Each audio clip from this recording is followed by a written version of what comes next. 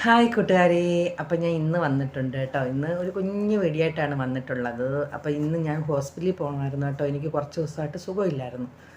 അപ്പോൾ ഇന്ന് മുതൽ വീഡിയോ ഇട്ട് തുടങ്ങാമെന്ന് വിചാരിച്ചു. അപ്പം നാളെ മുതൽ അല്ലാതുള്ള വീഡിയോ ഒക്കെ വരുന്നുണ്ട് കേട്ടോ. എല്ലാവരും കണ്ട് സപ്പോർട്ടൊക്കെ ചെയ്യണം. നിങ്ങളെ വീഡിയോ ഒക്കെ ഞാൻ കാണാറുണ്ട്, പക്ഷേ കമൻറ്റ് ഇടാനൊന്നും പറ്റാറില്ല. വീഡിയോ ഓൺ വെച്ച് കേൾക്കും, കാരണം കണ്ണ് അത്രയും സമയം നോക്കിയിരിക്കാനൊന്നും വയ്യ. അപ്പോൾ ആ സർജറി കഴിഞ്ഞ് എല്ലാം ഉണങ്ങി വരുന്നു. കഴുത്തൊക്കെ കറുത്ത് കേട്ടോ. എന്നാലും കുഴപ്പമില്ല, ഉണങ്ങിയൊക്കെ വരുന്നുണ്ട്. അപ്പോൾ ഇന്നൊരു വിശേഷം എന്ന് വെച്ചാൽ നമ്മളെ ദേവകി അമ്മയുടെ ജന്മദിനം. അപ്പോൾ എല്ലാവരും അമ്മയ്ക്ക് വേണ്ടി വിഷ് ചെയ്യണം കേട്ടോ. ദേവകി അമ്മ ആരാന്ന് വെച്ചാൽ നമ്മളെ സുനിതാസ് കിച്ചണിലെ സുനിതയുടെ ചേച്ചിയാണ്.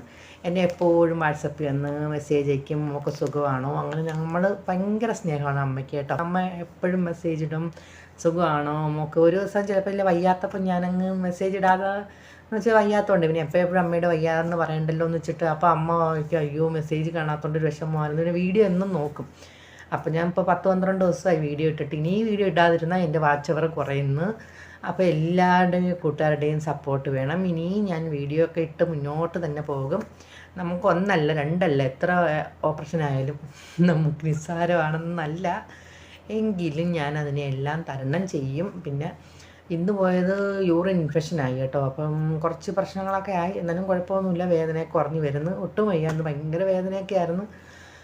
ഇല്ല, മഴ വന്നതിന് ശേഷം വെള്ളം കൂടി കുറഞ്ഞു. പക്ഷേ അത്രത്തോളം മെഡിസിൻ എനിക്ക് കിടക്കുമല്ലേ, അപ്പം അതിൻ്റെയൊക്കെ പ്രശ്നങ്ങളായിരുന്നു. എന്നാലും വെള്ളമൊക്കെ കുടിച്ചു. ഇപ്പോൾ കരിക്കും വെള്ളമൊക്കെ കുടിക്കുന്നു. നമ്മളെ സിന്ധുജ കുറേ കരിക്കൊക്കെ വാങ്ങിച്ചുകൊണ്ട് തന്നു. പിന്നെ ജ്യൂസൊക്കെ കുടിച്ചു. അങ്ങനെയൊക്കെ പോകുന്നു. അപ്പോൾ ഇന്ന് ഹോസ്പിറ്റലിൽ പോയ വിശേഷം അതായിരുന്നു.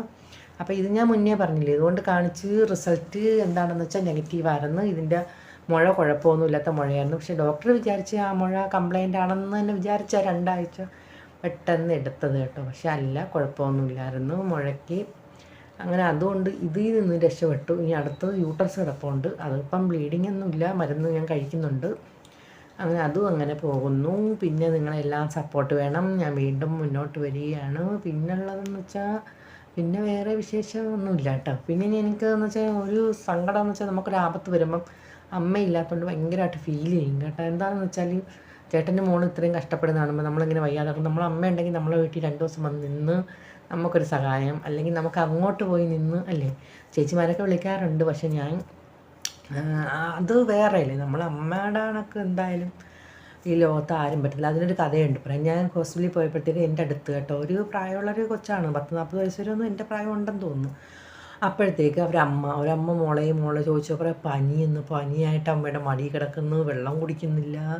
അപ്പോൾ ഞാൻ അങ്ങനെ ആലോചിച്ചു, ആ പ്രായത്തിലും താങ്ങാൻ ആളുണ്ടെങ്കിൽ ക്ഷീണം കൂടുതലായിരിക്കും അല്ലേ. താങ്ങാൻ ആരും ഇല്ലെങ്കിൽ നമ്മൾ സ്വയം അങ്ങ് എഴുന്നേക്കും. അതാണ് ഞാൻ പിന്നെ നമ്മളങ്ങ് എഴുന്നേക്കുന്നതെന്ന് വെച്ചാൽ ഇവർ രണ്ടുപേരും ഇത്ര കഷ്ടപ്പെടുന്നതാണ് നമുക്കൊരു സങ്കടമല്ലേ. പ്രത്യേകിച്ചും ചേട്ടൻ എല്ലാം കൂടെ ചെയ്യുന്ന കാണുമ്പോൾ നമ്മൾ കുറച്ച് വേദനയൊക്കെ സഹിച്ച് അങ്ങ് എഴുന്നേക്കുക എന്ന് വിചാരിച്ച്. ഞാൻ തോന്നിരുന്നില്ല ഇവിടെ എല്ലാവരും തളർന്നു പോകും കേട്ടോ.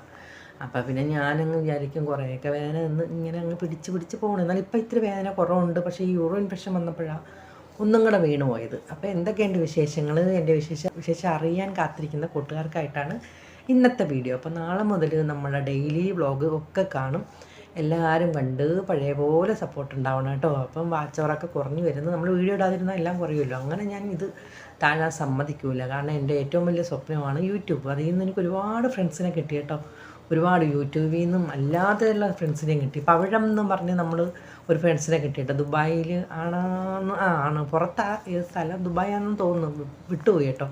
പവിഴം എന്നും മെസ്സേജ് ഇടും ഇതുപോലെ കേട്ടോ. എൻ്റെ നല്ല അറിയാവുന്ന രീതിയിൽ ഭയങ്കര കാര്യമാണ് എപ്പോഴും മെസ്സേജ്. അപ്പോൾ പവിഴത്തിനൊക്കെ ഒരുപാട് നന്ദി. കാരണം ആരാ എന്തോണെന്ന് അറിയില്ലെങ്കിലും എന്തോ ഒരു സ്നേഹമാണ്. അതേപോലെയാണ് ഈ ദേവകി അമ്മയും കേട്ടോ. അപ്പോൾ സുനിതാസ് കിച്ചനും വന്ന് എനിക്ക് പേഴ്സണലായിട്ട് മെസ്സേജ് ഇടാറുണ്ട്. അങ്ങനെ ഒരുപാട് പേര്.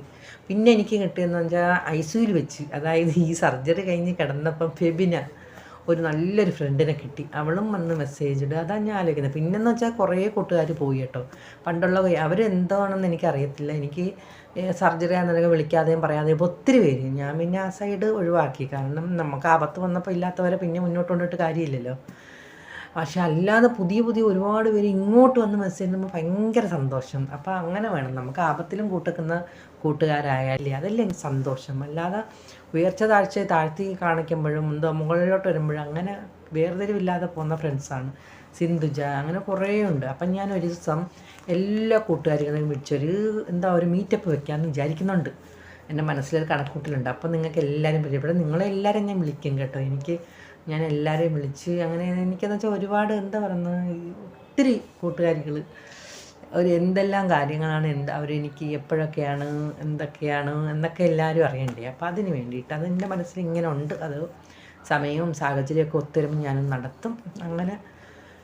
അങ്ങനെ എൻ്റെ മനസ്സിലെ കുഞ്ഞു കുഞ്ഞു കാര്യങ്ങളും പിന്നെ ഇതൊക്കെ തന്നെ ഉള്ളു. അപ്പം ഞാൻ വിചാരിച്ചു ഇതെല്ലാം നിങ്ങളോടൊന്ന് വന്ന് പറയാമെന്ന്. അപ്പം നമ്മൾ ദേവകി അമ്മയ്ക്ക് ജന്മദിനാശംസ പറയാൻ മറന്നുകൊണ്ട് കേട്ടോ. അത് നമ്മുടെ ഒരു അമ്മ. അപ്പം അമ്മയ്ക്ക് എൻ്റെ വക 1000 ജന്മദിനാശംസകൾ. അപ്പോൾ ഇത്രയൊക്കെ തന്നെ ഉള്ളൂ. നാളെ നമുക്ക് വ്ലോഗ് കാണാം കേട്ടോ. അപ്പോൾ ഇന്ന് ഈ വീഡിയോ കൊണ്ട് എല്ലാവരും സപ്പോർട്ട് ചെയ്യുക.